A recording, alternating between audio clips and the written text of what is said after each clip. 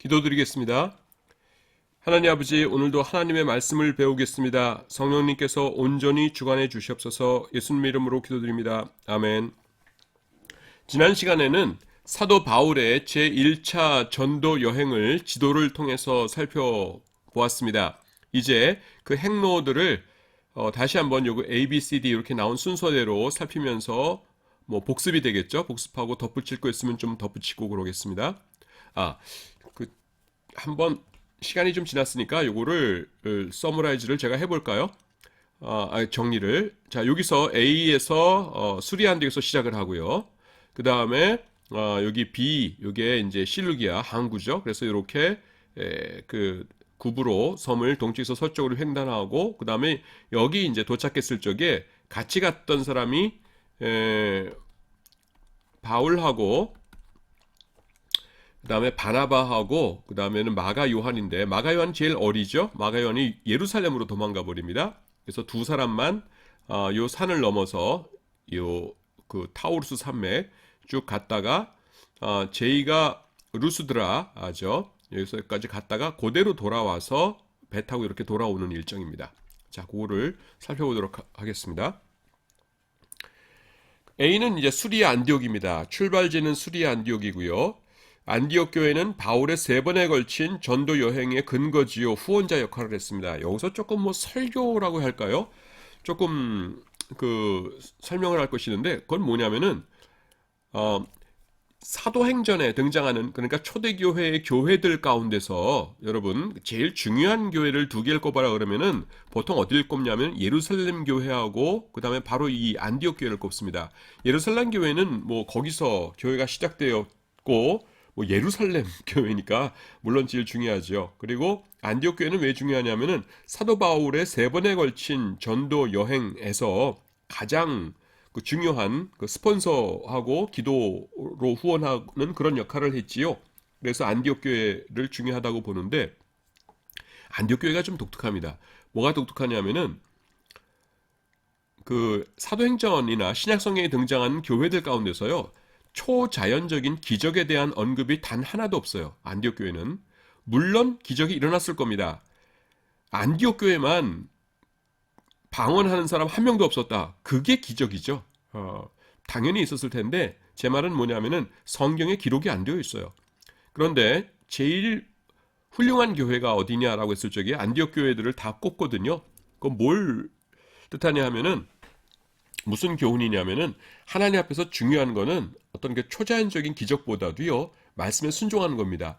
안디옥 교회 교인들이 여러분 어떤 일 했어요? 정말 훌륭한 목회자 두 분이죠. 바울과 바나바. 근데 둘을 따로 세우라 하니까 따로 세우고, 선교사로 내보내라 하니까 선교사로 파송하잖아요. 이거 쉬운 일 아닙니다, 여러분. 그리고 군소리 없이 3번에 걸친 그 전도 여행에 이제 스폰서를 한 거예요. 안디옥 교회 교인들이. 굉장히 훌륭한 분들입니다. 그래서 안디옥 교회가 이제 그런 특징이 있다는 거 말씀드리고, 그 다음에 이건 이제 교회고요. 개인 중에서도 비슷한 이야기를 할 수 있는 것이 있는데, 여러분 예수님 때까지 태어났던 사람들 가운데서 제일 훌륭한 사람이 누굽니까? 그러니까 우리는 아브라함이요, 다윗 왕이요, 나는 모세요, 이러겠지만은 예수님께서 선택한 사람이 있죠. 벌써 많은 학생들이 답을 하네요. 그게 누구예요? 세례 요한입니다. 예수님께서 직접 여자가 낳은 자 중에 세례 요한보다 큰 자가 없다고 하셨죠. 제일 훌륭한 사람이에요. 그런데 세례 요한의 특징이 뭡니까? 안디옥 교회랑 똑같아요. 뭐냐면은 성경에 세례 요한이 무슨 기적을 일으켰다는 이야기가 하나도 없어요. 세례 요한은 오직 뭐만 했습니까? 하나님의 말씀 그대로 전하다가 그 말씀에 따라서 순교한 사람입니다. 그래서 우리는 하나님께 인정받기 위해서는 반드시 무슨 엄청나게 기적을 행하고 이런 사람이 되어야 되겠다라고 생각을 하지. 그건 성경적인 생각은 아니에요. 성경이 제일로 꼽는 것. 그러니까 하나님께서 최고로 여기시는 사람은 누구냐면은 하나님의 말씀에 절대 순종하는 사람입니다. 안디옥 교회가 그랬고 세례 요한이 그랬어요. 그런 교회를, 그런 개인을 하나님께서 최고로 쳐주십니다. 그 다음에 실루기아라는 것은요, 안디옥에 가까운 항구이죠. 그래서 바울 일행이 이곳에서 배를 타고 구브로 섬으로 갔습니다. 그 다음에 구브로라는 것은 이제 키프러스를 말하는데요. 키프러스 섬. 이곳이 첫 번째 전도 여행지로 선택된 이유가 물론 하나님께서 이제 그 섬으로 가라 그러셨으니까 가셨을 수도 있지만은 그곳이 특징이 있는데요. 뭐냐면은 바나바의 고향이에요.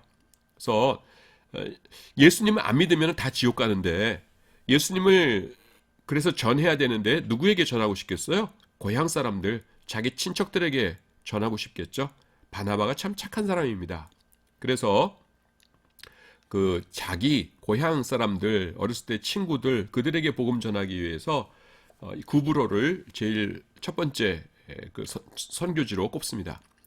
그 다음에 이제 살라미와 이제 바보 이렇게 나오는데, 이 구브로 섬이 있으면 동쪽 끝, 그러니까 실루안에서 배 타고 도착한 곳이 살라미고요. 그 다음에 쭉 전도 여행에서 서쪽 끝에 도착한 항구가 파포스예요. 파포스인데 우리나라 조선시대 말기에 이제 성경을 번역하면서 그때는 이제 파포스라는 게 너무 이상하니까 발음하기에 한국 사람들에게 그러니까 그걸 그냥 바보 이렇게 해가지고서는 좀 이상하게 됐는데 원래 스펠링은 파포스입니다.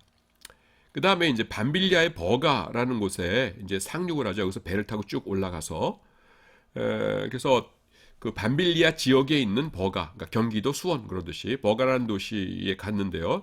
여기까지 왔을 때 이 마가 요한이 너무 힘들었었나 봐요.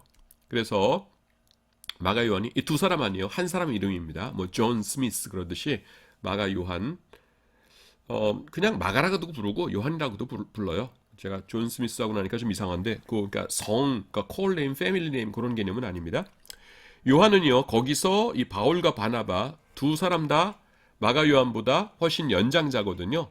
그 두 사람을 버려두고 예루살렘으로 가버리고 말았어요. 쭉 떠나갑니다. 왜 안디옥으로 가지 않고 하필 예루살렘이었을까 하는 것은 그냥 제 추측상 그 안디옥으로 가는 것이 창피했기 때문에 그랬을 것이다 라고 지난 시간에 말씀드렸죠. 그래서 결국은 이 타우루스 산맥 바로 다음에 나오는 타우루스 산맥을 두 사도 바울과 바나바만 넘게 되는 결과가 생기게 됩니다. 그런데 짐이 많았겠어요? 적었겠어요? 짐 많았을 겁니다. 몇 개 도시를 지나야 되는 여행인데요. 근데 그 두 짐을 젊은 사람은 나 몰라요 그러고 가버리고 바울과 바나바가 지고서는 그 험준한 정말 말 그대로 이렇게 생긴 산맥이에요. 이렇게 가야 되는 산맥이거든요. 그래서 이 두 사람이 넘게 되었죠. 요 산맥 이름이 성경에는 등장하지 않는데요. 타우루스가 무슨 뜻이라고 했어요? 황소입니다. 황소. 그래서 지난 시간에 제가 그림까지 그렸었죠. 그래서 바울 일행이 도착한 이 밤빌리아 버가에서 항구죠. 다음 행선지인 비시디아 안디옥까지 가려면은 험한 바위로 이루어진 매우 높고 험준한 산맥을 넘어야 했습니다. 그 산맥의 이름이 타우루스 산맥인데 그것은 라틴어로 뜻은 황소입니다. 포드 자동차에서 미국의 포드 자동차에서 타우루스라고 하는 모델이 있다고 그랬죠. 타우루스라고 하는 모델이 있는데 영어로 읽을 때는 토로스라고 읽습니다. 뭐 여러분들이 이렇게 그 인터넷으로 찾아보시면은 쫙 사진들이 나오는데 딱 본 것이 딱 보이는 것이 황소처럼 생겼다. 이렇게 좀 남성적으로 디자인했구나 하는 것을 알 수가 있습니다. 저는 이제 동영상으로 봤는데 정말 험준해요. 그래서 바울 시대에는 또 산적이 많기로 유명한 곳이었습니다. 그런데 바로 이 산맥 바로 앞에서 유일한 젊은이였던 마가 요한이 두 어른들을 남겨놓고 혼자 예루살렘으로 떠나가 버린 것이에요.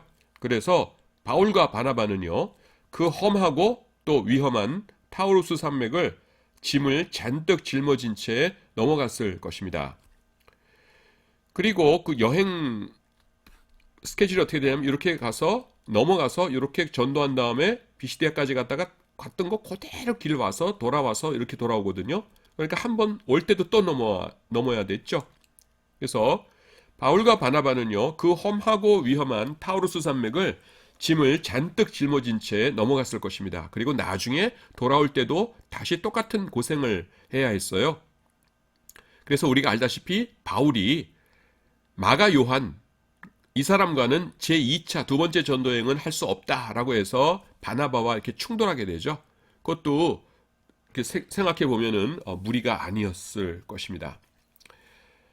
어쩌면은 바울이 마가 요한을 배려했을 수도 있어요. 무슨 말이냐면은 2차 전도 여행은요, 사도 바울이 어떻게 생각했냐면은 수리아 안디옥에서 출발해서 이렇게 해서 한 바퀴 돌아오는 여행이었어요. 이 터키, 지금의 터키 반도 이 전체를.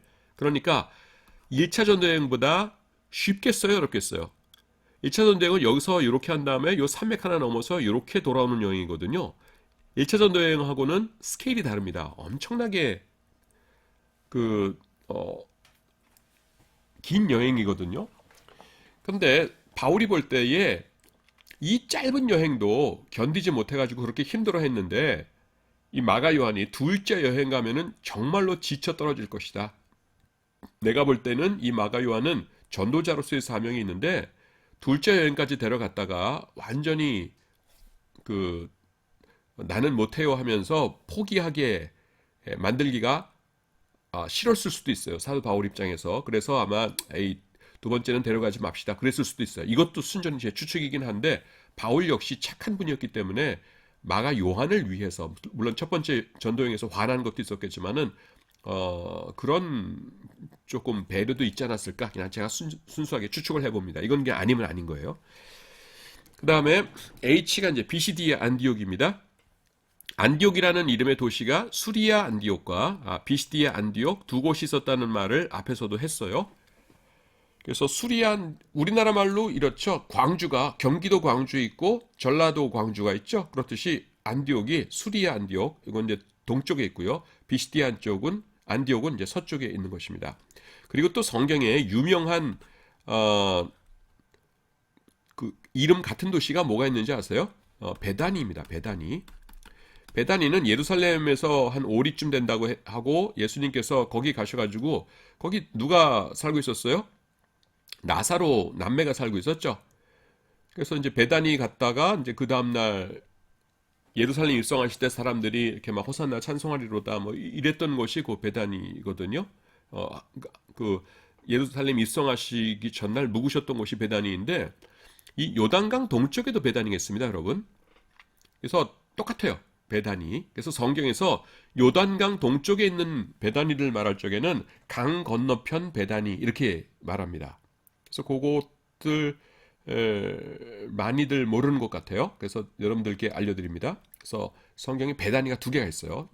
예루살렘 바로 옆에 있는 동쪽에 있는 베다니가 있고 요단강 건너편에 있는 베다니가 있어요. 그래서 요 베다니를 성경에서 말할 때는 강 건너 베다니 이렇게 말한다는 것 알아두시기 바랍니다. 자, 그 다음에 비시디 안디옥에서 이고니온 갔다가 루스드라 갔다가 더베 갔다가 루스드라 갔다가 이고니온 보세요 여러분. 루스드라 똑같죠? 이고니온 똑같죠? 그러니까 뭐예요? 이고니온에서 루스드라 갔다가 더베 갔다가 더베가 마지막이에요. 끝에 갔다가 그 다음에 루스드라 돌아왔다가 다시 이고니온 왔다가 돌아왔다는 거예요. 그러니까 더베까지 갔다가 갔던 길을 그대로 되돌아오는 그런 행로입니다. 그 다음에 안디옥 요거는 이제 비시디아 안디옥이고요. 그 다음에 비시디아 지역을 거쳐서 밤빌리아, 그 다음에 버가, 그 다음에 아탈리아에서 안디옥. 요거는 이제 출발지였던 그 안디옥이죠. 그래서 아탈리아에서 배를 타고 실루기아를 통해서 안디옥으로 돌아왔습니다. 쉽게 말해서 지금 지도에서 여기가 있고요. 그럼 여기서 더베까지 갔다가 이렇게 와서 배 타고 이렇게 돌아오는 그런 코스를 중간에 있는 지명들을 이렇게 써놓은 겁니다. 이것이 1차 전도 여행입니다. 그 다음에 1차 전도 여행이 이제 사도행전 13장하고 14장에 등장하고요. 15장에 보면은 뭐가 있냐 하면은 소위 말하는 예루살렘 공의회라는 것이 소집이 됩니다. 공적인 회의라는 것이죠. 이건 뭐냐 하면은 그 당시에 유대인들과 사도 바울이 의견이 좀 갈렸어요. 자, 사도 바울은 어떤 사람이었다고 했어요? 구약과 신약의 관계를 꿰뚫어 알고 있었죠. 그래서 구약은 뭐예요? 이거는 모형이요, 그 다음에 그림자이고 예수님의 십자가만이 이것이 실체이다. 이걸 알았어요. 그러니까 실체이신 예수님의 십자가가 왔으니까 모형이요 그림자로서의 율법 이런 거는 지금 계속 지킬 필요가 있어요, 없어요? 그런 건 필요 없는 거예요. 그러니까 요거는 이제 버리자. 율법이 나빠서 버리는 게 아니에요. 이제 모형이요 그림자였기 때문에 이젠 더 이상 필요가 없는 거죠. 그러니까 어린 아이 시절에 소꿉장난 막 하잖아요. 솥에다가 뭐 모두 끓인다고 하고, 근데 그건 플라스틱으로 된 거지 실제로 먹을 수 있는 건 아니잖아요. 그래서 이제 나이가 들어서 실제로 이제 요리를 해요. 그러면은 이 소꿉장은 버리죠. 이건 필요 없잖아요. 예. 마찬가지로 그 양이나 이런 거 염소 잡아서 속죄 제사 드리고 그러는 거는 십자가를 나타내는 그냥 소꿉장난 같은 거였어요. 그러니까 이건 버려야 되는데 유대인들은 그렇게 생각을 안 했죠. 이걸 깨달을지 못했죠. 그러니까 어떻게 생각했냐면은 율법도 고지고대로 지키면서 그다음 플러스 알파로 십자가도 우리가 믿어야 된다. 예수님도 믿어야 된다 하면서 이거 두 개 같이 있어야 된다고 그러는 거예요. 그래서 그렇게들 많은 사람들이 생각하면서 있었는데 사도 바울이 1차 전도 여행 다니면서 곳곳마다 뭐라고 외치면서 돌아다녀요? 오직 믿음. 예수님의 십자가만이 우리의 구원의 방편이다. 딴 거 필요 없다. 이제 율법은 폐하여졌다. 딴 거 필요 없다. 오직 믿음. 그러니까 유대인들 볼 때는 이상하죠. 그래서 성령께서 사도 바울을 통해서 워낙 강력하게 역사하시니까 성령님하고 싸울 수는 없잖아요. 그러니까 바울이 외치는 게 맞을 것 같긴 한데 그럼 율법은 뭐지? 그 혼란스러운 겁니다. 그런데 자기들은 그렇게 공부를 많이 한 사람이 아니에요. 그래가지고 성경 말씀에 비추어 봐서 뭐가 맞는 거야? 자기들은 잘 모르겠으니까 그럴 때 우리가 잘 모르면 누구한테 가요? 목사님한테 가서 목사님 이거 뭐예요? 그러잖아요. 처음엔 엄마 아빠한테 물었다가 조금 어려운 거면 엄마 아빠가 목사님께 여쭤봐 그러면은 목사님께 가잖아요. 그렇듯이 예루살렘 사도들에게 사람들이 부탁을 한 거예요. 사도 바울께서는 예수님만 믿으면 된다 그러고 근데 우리들 생각에는 어렸을 때부터 율법도 지키라고 배워왔는데 이거를 어떻게 해야 되는 거예요? 하면서 질문을 하게 되죠. 그러니까 야고보가 우리 모여서 의논을 합시다 이렇게 되는 겁니다. 그래서요 결정된 것이 뭡니까? 예루살렘 공의회가 열려서 이건 이제 그 과정 제가 말씀드린 거 써놓은 거고요. 결론이 뭐예요? 오직 믿음으로 구원을 얻는다는 것이 맞다는 것이에요.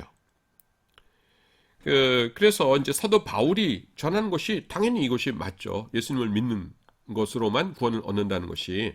다만 뭐냐면은 유대인들이 전통적으로 혐오해 왔던 것을 성도들 사이의 평화를 위해서 멀리해야 된다라는 것만 결정했어요. 이게 무슨 말이냐면은 이제 교회 안에서 유대인들과 이방인들이 같이 신앙생활을 하잖아요. 근데 이를테면은 피를 먹지 말아야 된다라는 것은 율법에 속한 것이에요. 이제 그 피 먹는다고 해서 지옥 가고 그러는 것 아니에요. 그건 이제 율법에 속한 것이에요. 그런데 유대인들은 평생 피를 먹어본 적이 없어요. 그래가지고서 막 혐오스러워해요. 그런데 굳이 교회에서 점심시간에 오늘 점심 메뉴 뭐예요? 그랬을 적에 그거 저기 선지 해장국입니다. 같이 맛있게 먹읍시다. 그러지는 말자는 겁니다. 지금 그 얘기예요. 그래서 그 네 가지를 금하기로 하잖아요. 그게 이제 그런 맥락입니다. 그래서 우상의 더러운 것, 그 다음에 음행, 그 다음에 목매어 죽인 것, 그 다음에 피, 이런 것은 유대인들이라면 아주 그 진저리를 치는 것들이니까 이방인 여러분 같이 유대인들과 신앙생활하면서 이 최소한 요 네 가지는 좀 피해 주셨으면 좋겠네요. 이렇게 했던 겁니다. 그래서 이제 평화롭게 잘 끝나고요. 15장 40절부터 18장 22절까지는 이제 2차 전도 여행이 기록되어 있습니다. 2차 전도 여행 기간은 주 47년부터 51년까지 정도 돼요. 근데 이런 것들은 좀 소소한 것이기 때문에 저도 솔직히 잘 못 외워요. 헷갈립니다. 그냥 44년에 시작했다 이 정도 알지 1차 전도 여행 잘 모르거든요. 제가 잘 모른다는 건 무슨 뜻이겠어요? 여러분들 시험으로도 안 냅니다. 그러니까 그냥 이런 게 있구나라는 걸 알아두고 또 뭐 시험 오픈북이니까 그렇게 부담 가질 필요는 없겠죠. 그래서 오픈북 때는 여러분들이 뭘 해둬야 돼요? 잘 이해를 해놔야 됩니다. 잘 이해를 해놔야 되고요. 그리고 시험 공부라는 게 오픈북이 아니라 암기 시험이라도 암기는요, 시험 보기 하루나 이틀 전에 하는 거예요. 그 전까지는 이해를 해놔야 돼요. 그래서 어디 뭐가 있고 한 다음에 그 이해한 것을 하루 이틀 전에 외워야 되지. 어떤 학생들 보면 일주일, 2주일 남았는데 시험 이때 막 외우고들 있어요.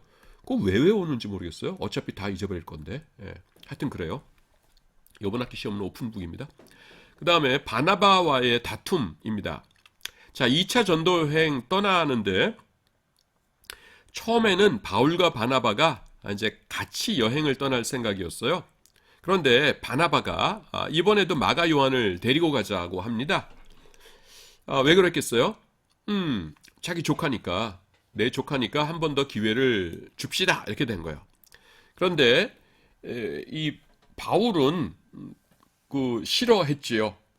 밤빌리아에서 밤빌리아가 뭐냐면 이게 밤빌리아에 상륙을 한 거예요. 섬 전도 마치고 앞에는 뭐가 기다리고 있어요? 타우루스 산맥이 있어요. 산맥이 떡하니 기다리고 있는데 그래서 짐들 많이 가지고 가야 되는데 나 못해요. 야, 네가 가면은 어쩌라고? 몰라요. 그러면서 내뺀 거예요. 그러니까 이 젊은이 또 데려가야 되냐? 바울은 싫어하는 거죠. 데려가기를 싫어했던 거죠. 그래서 바울이 이제 싫어하니까 근데 이제 이 바나바는 꼭 조카를 데리고 다시 가고 싶거든요. 그래서 어떻게 합니까? 바나바는 마가를 데리고 구브로 섬으로 가고요. 바울은 이번에는 신라의 다른 이름이 뭐예요? 뭐 다른 이름이라고 할 건 없는데 그 실루아노죠. 성경에 실루아노라고 나옵니다. 같은 이름이에요. 실루아노, 신라. 그래서 이 신라와 함께 여행을 떠납니다. 이게 2차 전도 여행이고 바나바는 마가를 데리고 구브로 섬으로 다시 가죠. 그런데 여러분 이 바나바가 마가 요한을 데리고 왜 구브로 섬으로 굳이 다시 갔을까요? 여러분 마가 요한의 입장에서는 그 섬 가고 싶겠어요? 가기 싫겠어요? 평생 트라우마입니다. 거기 전도 여행하다가 나는 여기 이제 전도 못해 하고서는 그 육지 나오자마자 도망갔던 데거든요. 그러니까 가기 싫었겠죠. 예. 그런데요, 이 바나바가 볼 때는 반드시 데리고 가야 됐어요. 왜냐하면은 여러분 마가 요한의 사명이 뭡니까? 전도자죠. 그거는 본인도 알고 있었을 거고 그 다음에는 삼촌인 바나바도 알고 있었을 것이에요. 그런데 여기서 전도를 하면은요, 그게 마가 요한에게 끝까지 트라우마가 되겠죠. 다른 데서 성공을 했다 하더라도 그 다음에는 내가 키프로스 섬, 구브로 섬에 갔을 적에 실패해가지고서는 예루살렘까지 도망갔었어 라는 것은 자기 자신이 스스로 용서할 수 없는 깊은 트라우마가 될 겁니다. 그걸 가지고서는 평생 힘있는 전도자로 살기가 힘들겠죠. 그리고 삼촌인 바나바는 그거를 알고 있었어요. 그래서요, 마가 요한을 끌고서 구브로로 갑니다. 그리고 어떻게 해요? 전도여행을 성공을 거두죠. 저는 여기서 이제 상상이 되는 게 뭐냐면은 이 삼촌 바나바가 마가 요한을 놓고 얼마나 열심히 기도했을까? 주님, 이번에는 성공을 하게 해주십시오. 그래서 내 조카 마가 요한이 자신감을 얻게 해주십시오 하면서 얼마나 기도했을까? 그 기도의 응답이었을 거예요. 저는 상상이 돼요. 그래서 마가 요한은요, 훌륭한 전도자가 됩니다. 그래서 나중에 어떤 일을 하냐면은 베드로 사도의 조력자가 돼요. 이 베드로 사도를 얼마나 마가 요한이 잘 돕고 또 이렇게 좋은 열매를 맺었나 하면은 나중에 그를 아들이라고 부릅니다. 아들이란 말은 함부로 하는 것 아니죠. 그냥 훌륭한 동역자, 뭐 제자 이렇게 말해도 아들이라는 말은 함부로 하는 말은 아니지 않습니까? 근데 베드로 전서에 보면 이런 말씀이 나와요. 끝에서 바벨론에 있는 교회가 너에게 무난하고 그 다음에 내 아들 마가도 그리하느니라 이렇게 말씀하죠. 여기 나온 마가가 바로 그 마가예요. 그리고 이제 로마에 가서 전설에 따르자면은 전도를 할 때에 마가 요한은요 베드로의 설교들을 기억하면서 복음서를 기록했다고 하죠. 그 기록한 복음서가 뭐예요? 마가복음입니다. 마가복음을 기록한 마가가 그 마가가 이 마가예요. 그래서 이 바나바는요 매우 훌륭한 삼촌이자 매우 훌륭한 믿음의 스승이었다라는 것을 알 수 있습니다. 이야, 이런 삼촌이 있으면 얼마나 좋을까요? 이런 어른이 있으면은 얼마나 좋을까요? 네, 우리 모두가 훌륭한 사람으로 잘 성장해서 마가 요한과 같은 사람을 또 키우는 그런 사람들이 될 수 있기를 바랍니다. 자, 그래서 바울과 실라는요 여행을 떠나죠. 바울은요 여기서 이제 여기가 수리아 안디옥인데, 그래서 바울과 실라가 여행을 떠났는데 첫 전도 여행지가 어디였어요? 이렇게 갔다가 돌아왔잖아요. 그래서 더베 루스드라, 여기 끝자락에 있는 데인데 여기를 통과하게 돼요. 통과하게 되는데 여기서 누구를 만나냐 하면은 이 디모데라고 하는 젊은이를 만납니다. 성경에는 나오지 않지만은요 아마 이 디모데라는 젊은이가 1차 전도여행 때 사도 바울에 의해서 예수님을 믿게 된 사람일 거예요. 왜냐하면 그 지역이 같거든요. 교회 없는 데 가서 처음 전도했는데 두 번째 갔더니만은 디모데라고 하는 이미 믿는 사람이 있었어요. 그러니까 누구한테 전도받았겠어요? 1차 전도여행 때 사도 바울에게 전도를 받았겠죠. 그래서 여기서 어떻게 되냐면 디모데가 이제 2차 전도여행에 합류를 합니다. 근데 그 과정을 우리는 뭐 이렇게 성경이 자세히 안 나오지만은 상상이 돼요. 만나면은 뭐 어떤 대화가 오갔을까요, 여러분? 아유, 사도님 안녕하세요. 그래 자네도 잘 있었는가? 아유, 그런데 지난번에 오셨던 분하고는 다른 분하고 오셨네요. 지난번엔 누구였어요? 바나바 하고 왔죠. 근데 이번에는 실라 하고 왔잖아요. 그래 사정이 있어서 그렇게 좀 되었다네. 근데 어디 가시는 길입니까? 그러면 사도 바울은 원래 플랜은 뭐냐면은 요렇게 도는 플랜이었어요. 그러니까 요렇게 돌다가 여기 근데 뭐가 좀 이상하게 돼서 성경에 보시면은 전도를 하는데 예수의 영이 허락하지 않았다 이렇게 나옵니다. 굉장히 이상한 본문인데, 그래서 여기서 드로아라고 하는, 그러니까 트로이예요, 트로이. 우리 트로이의 목마라고 할 적에 드로아에서 기도할 때에 마게도냐 사람 하나가 손짓하여 가는데 건너와서 우리를 도우라 한즉 그 다음에 꿈에서 깨어나서 이거 하나님께서 마게도냐로 가라고 하시는 건가 보다 해가지고서는 빌립보, 데살로니가, 베레아를 전도하지 않습니까? 근데 그거는 이제 하나님의 강권적인 역사를 일어나는 일이고, 사도 바울의 오리지널 계획은 뭐냐면 이렇게 돌아서 오는 것이었어요. 그래서 디모데에게 그걸 설명합니다. 자, 그러면은요 오늘날에도 터키를 한 바퀴 돈다는 것은, 이 터키가요 그 대한민국 남한의 몇 배 되는 큰 나라입니다. 그런데 그 젊은이의 가슴에 불이 당겨지겠죠.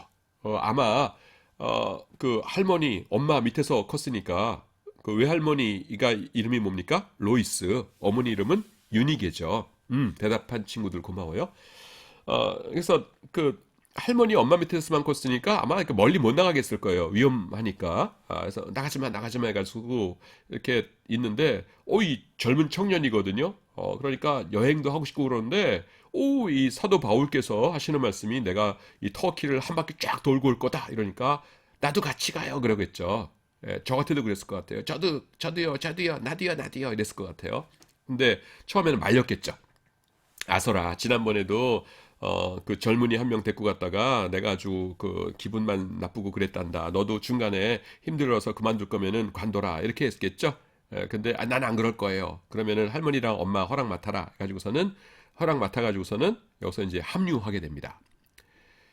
근데 이 사람은요 성경에 보면은 이 디모데에 대해서는 아주 처음부터 끝까지 충성된 모습을 보여줍니다. 하나님께서 예비하셨던 젊은이에요.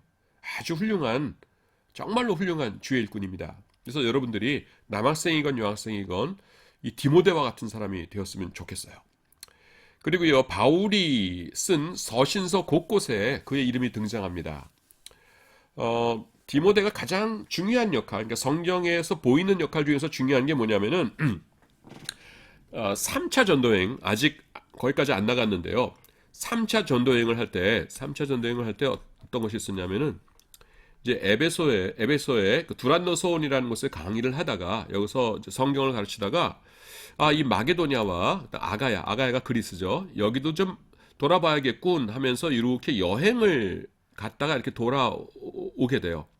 근데 장기간 이게 몇 달에 걸친 뭐 1년은 좀 안 되지만은 몇 달에 걸친 여행이거든요. 근데 이 여행을 떠날 때에 에베소 교회를 비워둬야 되잖아요.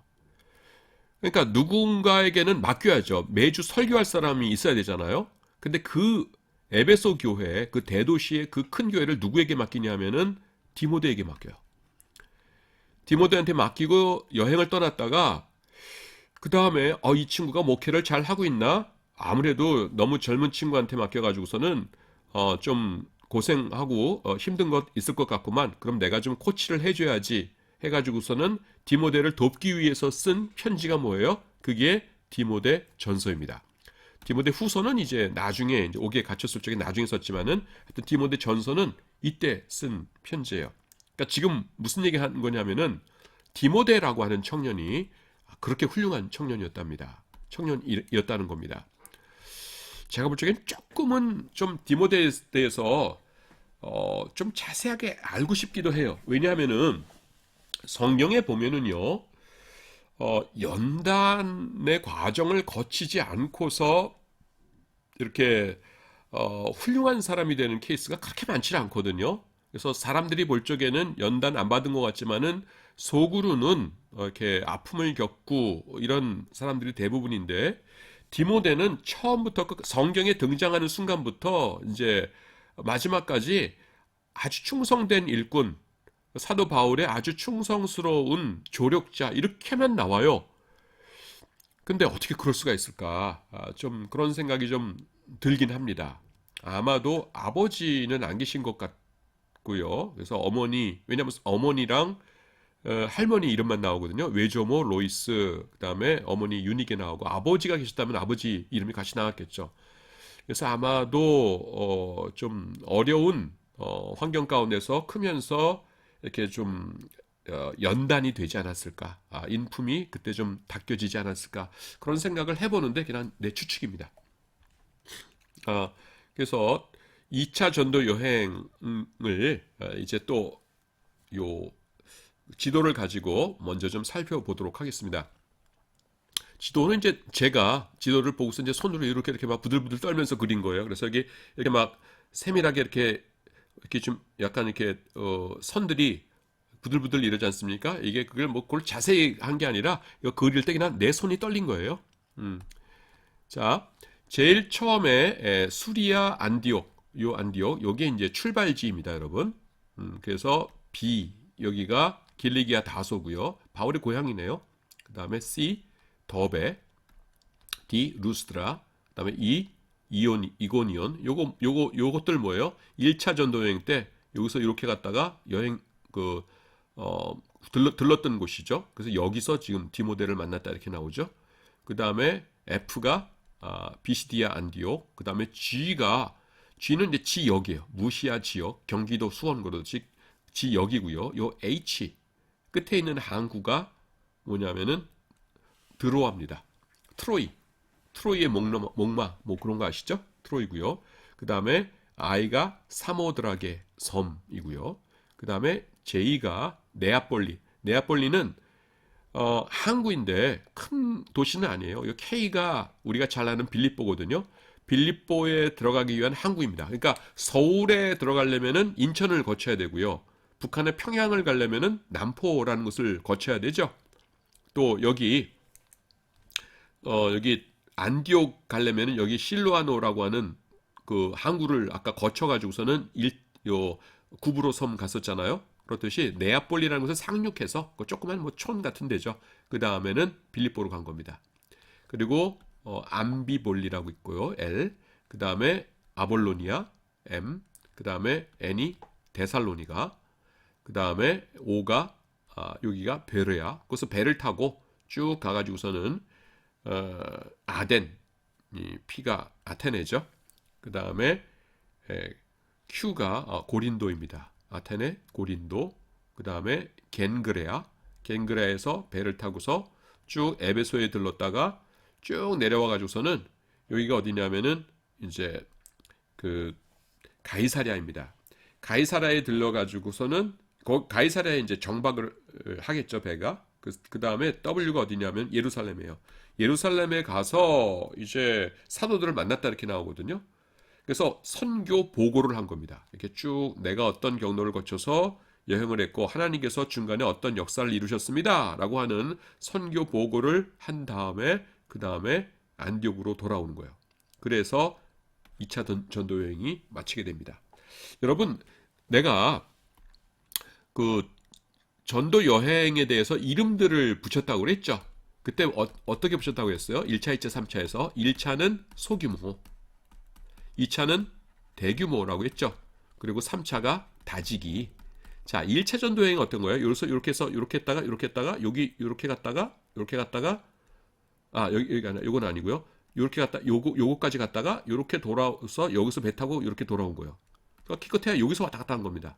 근데 여기서 보고한 거는 빼고라도요. 요게 1차 전도 여행인데 2차 전도 여행은 뭐예요? 이만큼이죠. 그러니까 소규모, 대규모. 맞죠? 네. 그래서 2차 전도 여행은 이렇게 규모가 커요. 자, 이제 각 도시별로 우리가 좀 더 자세하게 살펴보도록 하겠습니다. 자, 제일 먼저 수리아 안디옥에서 출발을 하지요. 그리고 이제 길리기아 다소를 거쳐갑니다. 수리아, 길리기아라는 것은 지역 이름이고요. 그 다음에 안디옥, 다소 이런 것은 이제 고향 이름입니다. 도시 이름입니다. 그 다소가 바울의 고향입니다. 그리고 더베, 루스드라를 통과하죠. 이곳이 1차 전도여행 때 왔던 곳이에요. 여기서 누구를 만납니까? 젊은이 디모데를 만나죠. 디모데의 외할머니가 이제 로이스고요. 그 다음에 어머니가 그 유니게인데 요것 좀 우스꽝스럽긴 하지만 어떻게 외우면 되냐면은 로이스의 로자가 여러분 그 한자 요거 아시죠? 늙을 로자라고 생각하세요. 그러면 할머니는 로이스고 젊음이 뭐예요? youth죠. youth. 그러니까 youth. 그러니까 유니게 어머니는 젊었다. 이렇게 해서 외우면은 헷갈리지 않게 외울 수 있습니다. 그 다음에 부르기아 지역과 갈라디아 지역을 쭉 거쳐서 이제 갑니다. 터키의 이제 가운데를 쭉 가로지르는 거예요. 그 다음에 이제 무시아라는 곳에 이르렀고, 이건 그러니까 경기도 지역에 이르렀고, 그 다음에는 드로아, 수원에 이르렀다. 이런 소리입니다. 이게 무시아는 드로아가 포함되어 있는 지역 이름이에요. 예. 우리가 트로이의 목마라고 하는 TROY, 트로이 도시 이름 알잖아요. 이 트로이가 바로 이 드로아입니다. 그런데요, 이 부근을 여행할 때, 무시아, 드로아 이쪽 여행할 때 성경에서 가장 이상한 말씀들 중에 하나가 등장해요. 이게 뭐냐면은 성령께서 아시아에서, 다시 말해서 요 터키 반도 여기에서 말씀을 전하지 못하게 하셨다라는 것입니다. 지금 유럽과 아시아의 경계선이 어디예요? 여기죠, 여기 보스포러스 해협이라고 그러는데 여기가 터키고요. 그 다음에 여기가 지금은 이제 그리스, 그때는 아가야라고 했고요. 여기가 이제 마게도냐, 지금도 마게도냐, 옛날에도 마게도냐예요. 그래서 여기부터가 유럽이고 여기가 아시아거든요. 그래서 성령이 아시아에서 말씀을 전하게 못하게 하시거늘 그 다음에 그들이 부르기아와 갈라디아 땅으로 다녀가 이렇게 얘기합니다. 그래서 복음 전파를 하려고 하는데 하나님께서 여기서는 말씀 전하지 마 하면서 못하게 하셨다는 거예요. 그래서 여기서 알 수 있는 거가 뭡니까? 아무리 좋은 일이라고 하더라도 뭐예요? 성령님의 허락이 있어야 가능하다는 것입니다. 성령님께서 허락하지 않는데 우리가 마음대로 전도하고 그러는 것 불가능하다라는 것입니다. 그 다음에 그래서 이제 무시아에 이르렀을 적에 그러니까 이게 터키예요 지금. 무시아는 여기쯤 됩니다. 이랬을 적에 바울은 비두니아로 가려고 그래요. 비두니아. 앞에 요거를 다시 보여드릴게요. X 여기잖아요. 여기 X가 뭐예요? 여기 X 비두니아 지역 나오죠. X 비두니아로. 그러니까 사도 바울은 플랜이 뭐냐면은 이렇게 갔다가 내가 계속해서 이렇게 돌아오는 거라고 그랬잖아요. 그게 이 얘기예요. 비두니아 이 동쪽으로 가서 이렇게 돌아올 예정이었던 것이에요. 예, 그런데 그 어, 그런데 뭐냐면은 그러니까 그래서 아마도 바울은요 터키 서쪽 끝까지 왔으니까 시계 방향으로 북쪽을 돌아서 그러니까 비두니아가 이제 그 동쪽이니까 안디옥으로 돌아가려고 했을 겁니다. 성경에 나온 거로 우리가 추측해 볼 때. 그런데 그 계획은요 이루어지지 않았죠. 왜냐하면은 예수님께서 그것을 허락하시지 않으셨기 때문입니다. 여기 보니까 무시아 앞에 이르러 비두니아로 가고자 애쓰되, 그러니까 이게 동쪽으로 이렇게 가고자 애쓰되 예수의 영 사탄 마귀가 아니라 우리 예수님께서 성령님께서 허락지 아니하셨다 이렇게 나옵니다. 그래서 자기는 분명히 좋은 뜻이에요. 내가 헌신해가지고서는 복음을 열심히 전해야지라는 계획을 가지고 있는데 연이어 성령님께서 복음을 전하지 못하게 하시고 그 다음에 예수님께서 예수의 영이 허락하지 아니하시고 그러니까 바울은 어떻게 되겠어요? 당황하죠. 이게 뭐지? 이게 뭐지? 여러분 당황할 때에 우리가 해야 되는 일이 뭐겠어요? 그렇죠. 우리는 이거 뭐예요? 무조건 기도입니다. 기도. 그래서 이거 뭐지? 뭐 질문할 거 있을 때도 기도고요. 뭐 도움받을 일 있을 때도 기도고 그냥 우리는 무조건 기도해야 돼요. 그래서 트로이까지 와가지고서는 이 트로이가 이제 항구니까 끝에 아닙니까? 근데 동쪽으로 가려고 했는데 그 비두니아죠. 비두니아 지역으로 가려고 하는데 예수님께서 허락은 안 하시고 그다음에 여기 아시아에서 전도는 못하게 하시고 그러니까 여기서 열심히 전도를 해서 그러면 여기 머물러서 여기를 부흥시켜라 라든가 아니면은 이제 여기 이렇게 쭉 왔으니까 이쪽으로 돌아가라 라든가 뭐 응답이 돼야 되는데 이쪽으로도 못 가게 하시고 여기서는 또 복음 못 전하게 하시고 주님 어쩌란 말이에요? 그러면서 이제 기도를 했겠죠. 그때에 하나님께서 뭘 보여주세요? 환상을 보게 해주세요. 밤에 환상을 보게 해줍니다. 그 환상 속에서 누가 나타나요? 마게도냐 사람. 마게도냐는 어디냐면 터키가 있고 이렇게 있잖아요. 그럼 여기가 밑에 쪽이 그리스고 여기가 마게도냐예요. 마게도냐 사람 하나가 요 바다 건너에 서가지고 뭐냐면은 마게도냐로 건너와서 우리를 도우라 하면서 손짓을 하는 거예요. 그런 꿈을 꿨어요. 환상. 밤에 환상을 봤다니까 뭐 꿈이라고 해도 되겠죠. 그래서 바울은요 이거를 성령님의 인도하심이다 이렇게 판단을 하고 그래 건너자 하면서 이 비두니아로 가는 걸 포기하고 아예 바다를 건너서 마게도냐로 갑니다. 그래서 마게도냐를 향해 떠나요. 자, 근데 여기서 내가 뭐 설교는 아니고 조그만 거 좀 말씀드릴 게 있어요. 그거 뭐냐면은 하나님의 인도하심을 받을 때요. 우리가 성경 말씀을 잘 읽어서 알고 있고 그러면은 대부분의 경우에는요. 스스로 판단하면 됩니다. 여러 가지 그 상황을 종합해 가지고서는 내가 이렇게 하면 되겠구나 하면서 스스로 판단해서 우리가 결정을 내리면서 살면 돼요. 그런데 그 아주 위급하거나 아니면은 우리가 상상할 수 없는 것을 하나님께서 계획하고 계시거나 그럴 때는 어떻게 하시냐 하면은 초자연적인 어떤 거를 통해서 우리에게 역사하시죠. 사도 바울에게 이렇게 환상으로 보여주셨듯이. 그런데 이것은요 일상적인 것은 아니에요. 어떤 사람들이 이렇게 말하거든요. 사도 바울은 성령 충만했다. 그렇기 때문에 이렇게 환상 같은 것도 보고 그렇게 해서 이렇게 인도함 받지 않았느냐? 우리도 성령 충만하면은 하나님께서 환상으로 역사하신다. 그런 거 못 보는 거는 우리가 기도하지 않기 때문이다. 이렇게 얘기하거든요. 근데 그렇게 100% 맞는 말은 아니에요. 여러분, 사도 바울이 초자연적인 하나님의 인도하심 받은 건 맞아요. 맞는데 마게도냐 사람 하나가 손짓하여서 가로되 마게도냐 건너 우리를 도우라 했던 요 환상이요. 이 환상이 성경에 왜 써 있겠어요, 여러분? 네. 그 유별난 일이니까 쓰여져 있는 겁니다. 사도 바울이 전도여행 다닐 때 매일 밤마다 꿈에 누군가가 나타나가지고서는 뒷산을 넘어주세요. 앞에 있는 강을 넘어주세요. 뭐 이렇게 환상을 보고서 그 다음에 행선지를 정했다면은 이거는 흔한 일이니까 성경에 나오지 않겠죠. 그다음 매일 밤마다 환상을 보았더라 이렇게만 나오겠죠. 이게 왜 써 있어요? 요때만 봤어요. 나머지는 그럼 어떻게 결정했어요? 사도 바울이 기도하면서 스스로 결정했어요. 성령님의 인도하심 받아서. 성경에 뭐라고 돼 있어요? 너희로 소원을 두고 행하게 하시나니 라고 말씀하고 있죠. 그래서 사도 바울이 기도하면서 성경 말씀이 입각해가지고서는 스스로 결정했던 겁니다. 그래서 우리가 이렇게 인생의 길 걸어가 그러면서 하는 것도 이렇게 너무 이렇게 초자연적인 것, 자연적인 것 그것으로 이렇게 쫙 뒤덮어야 된다. 우리의 인생이 성령 충만하면은 그거 아닙니다. 사도 바울만큼 성령 충만했던 사람이 인류 역사상 누가 있어요? 그런데 사도 바울도요. 그러니까 요때만 이런 거 본 겁니다. 그래서 그것이 성경에 적혀 있는 거죠. 하여튼요.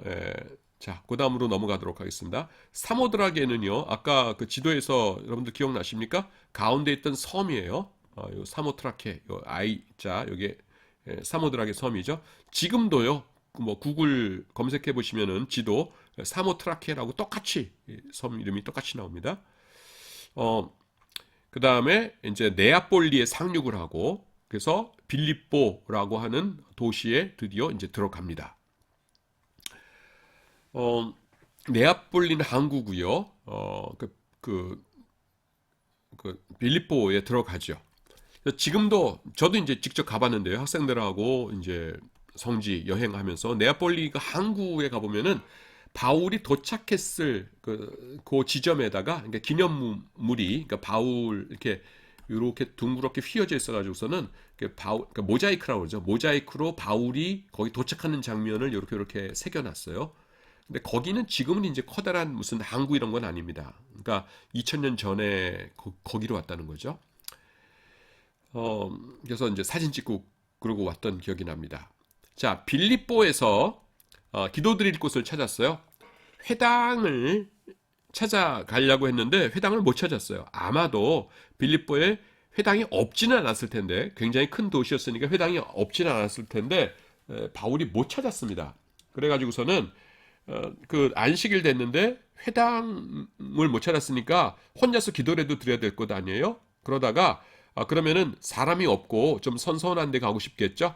그래서 거기 강을 갔는데 거기 강 이름이 서울에 있는 강이 한강이듯이 강 이름이 지각티스 강이에요. 뭐 지각들을 많이 하는지 모르겠지만은 그래서 지각티스 강가에 갔는데 거기서 이제 놀러 나왔겠죠? 뭐 여인들의 무리를 발견합니다. 이제 여인들이 있어가지고서는 그들에게 전도를 해요. 그들에게 전도를 했는데 그 중에서 예수님을 믿게 된 사람이 누구냐 하면은 루디아입니다. 루디아. 근데 이 사람 직업이 자주장사였다고 나와요. 이게 무슨 뜻이냐면은 자줏빛 옷감을 파는 사람이란 뜻인데요. 자줏빛 옷감이라는 건 뭐냐면은 굉장히 비싼 물품이었어요. 오늘날처럼 화학 염료를 가지고 염색을 하던 시대가 아니거든요. 모든 염색은 천연 재료로만 했었거든요. 근데 이 자주색은요, 무슨 그 조개의 일종인데, 조개 한 마리 잡아봤자 그 자주색, 그 물감으로 쓸만한 거 진짜 뭐 얼마나 나오겠어요? 조금 나오겠죠. 이렇게 손끝에 뭐 조금 떨어질 만큼 나오겠죠. 근데 옷을 염색시키려면은 그 조개 도대체 얼마나 있어야 염색시킬 만큼 나오겠어요? 그래서 엄청나게 비싼 옷이었습니다. 그러니까 루디아라는 사람을 오늘날로 따지면 어떻게 보시면 되냐면은 이를테면 뭐 에르메스 빌립보 총판, 에르메스 빌립보 지부 뭐 지점장 뭐 이쯤 보시면은 뭐 맞을까요? 뭐 그런 사람이었습니다. 그래서 이 루디아를 중심으로 이제 빌립보 교회가 세워지게 되고요. 또 빌립보 교회에서 우리가 예수 믿게 된 사람, 유명한 사람 알고 있는 사람이 있죠. 그건 뭐냐면은 그 감옥 간수요. 어떤 귀신 들린 여종을 치료해 줬는데 그것 때문에 이제 사람들이 시비를 걸어가지고서는 감옥에 갇히죠. 그리고 성령님의 도우심으로 이제 그 감옥 문이 열리고 감옥 문이 열리니까 그 간수가 자결하려고 했죠. 자살하려고. 그게 왜 그랬냐면은 그 당시 로마법엔 뭐가 있었냐면은요. 죄수를 지키다가 그 죄수가 도망가잖아요. 그러면은 그 죄수가 당할 형벌을 그 지키는 사람이 대신 당해야 되겠어요. 이를테면은 매 10대 맞을 사람을 놓쳤다. 그러면은 그 지키는 간수가 대신 10대를 맞아야 되고요. 손목을 잘라버릴 사람을 놓쳤다. 그러면은 그 간수, 그 지키는 사람의 손목을 잘라야 되고요. 그 다음에 죽여버릴 사람이었다. 그러면은 그 사람이 대신 죽는 겁니다. 근데 옥문이 열렸어요. 그 안에 있는 죄수들이 다 없어졌겠다고 생각을 했겠죠. 그러니까 어이구, 이건 뭐 목숨이 몇 개라도 안 되는 겁니다. 그래가지고서는 차라리 내가 자살하고 말지라고 했는데 바울이 내 몸을 상하지 말라. 우리가 다 여기 있다. 이렇게 하면서 전도하게 되죠. 예, 그래서 그것이 이제 빌립보에서 일어났던 일입니다. 자, 50분이 지났습니다. 이번 시간 수업은 여기까지 하도록 하겠습니다. 여러분 수고하셨습니다.